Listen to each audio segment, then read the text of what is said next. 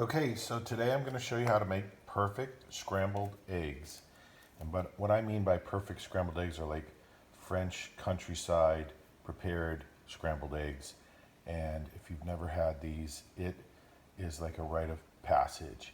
They are very creamy, smooth, much like polenta if they're done properly. And it's really easy. You just need 3 eggs, a nonstick pan. I like to have some chives, some sea salt, a little slab of butter, which is absolutely necessary, and some sour cream. So you just put your pan on medium, 1 tab below medium. And you put your eggs right into the pan. No need to put them into a separate, separate bowl. And you start stirring them vigorously. And that's the key, is you want to keep these eggs moving at all times. Next thing is you want to go ahead and drop your tab of butter in. And the butter is not really used as a lubricant, as a lot of people think it is. So like, oh, I'll use Pam spray instead. It's actually used to help emulsify the eggs, so they come out nice and smooth and they're not all chopped up.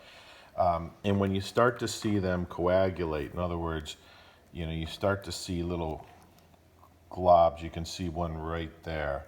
We'll get a few more of those. We're gonna move it off the heat, and kind of like when you're cooking with vegetables, you shock it in a nice water bath. The way we're gonna do that with these eggs to kind of slow the cooking process down is we're gonna drop in the sour cream. And so I'm gonna take my sour cream, just drop it in, and I'm gonna move this whole thing off the heat, and I'm gonna stir that in. It's gonna make it nice and creamy. This is starting to turn into like a nice cream. I think I made the analogy of polenta. And that's kind of what's happening. So we're going to kind of just keep this texture going. And this should be ready in about 2 minutes from now. So to mess it up, I like to put a little arbol chili, which is a kind of a spicy Mexican chili. I don't really do it for the heat. I do it for the flavor. This arbol chili, it's like a red, dried pepper from Mexico. Adds a really nice little earthy flavor. My chives next.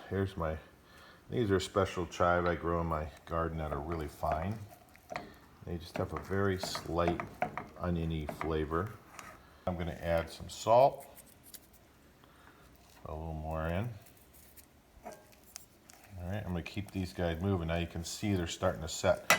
So I'm going to take them off the heat, and like a steak, these are still cooking even though they're off the heat. Okay, so now I'm going to serve them up. Go right onto your plate. Voila. Bon appetit. Nice little breakfast. Enjoy.